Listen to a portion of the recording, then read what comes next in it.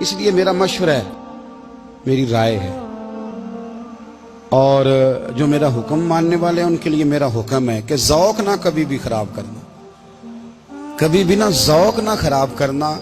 اپنا لطف میں نے کئی دفعہ، میں پہلی دفعہ مدینہ شریف حاضر ہوا تو ایک بابا جی میرے آگے تھے، تو ان کو نا دھکے مار رہا تھا، وہ سامنے کھڑے ہوتے ہیں نا، اللہ خیر فرمائے، اپنی اپنی ڈیوٹی ہے نا، ان کی بھی ایک ڈیوٹی ہے نا جی،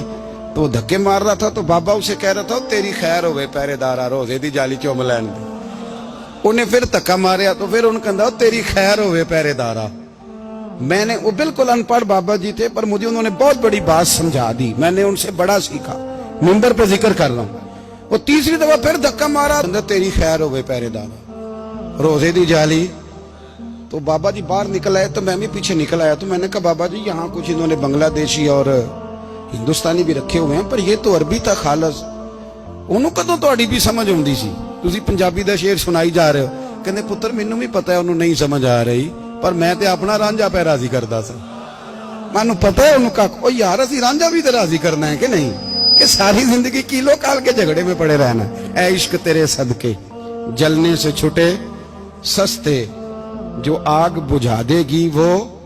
اور ایک جگہ پہ اعلیٰ حضرت کہتے ہیں جان دے دی وعدہ دیدار پر، ہم نے جان دے دی، خالی اس نے وعدہ کیا تھا کہ آؤں گا، آیا نہیں تھا، پر جان ہم نے پہلے دے دی۔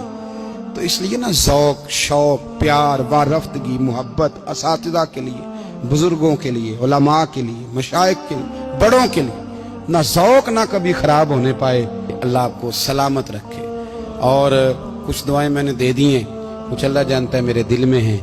وہ میں دیتا رہتا ہوں۔ اللہ آپ کو ہمیشہ شاد و آباد فرمائے۔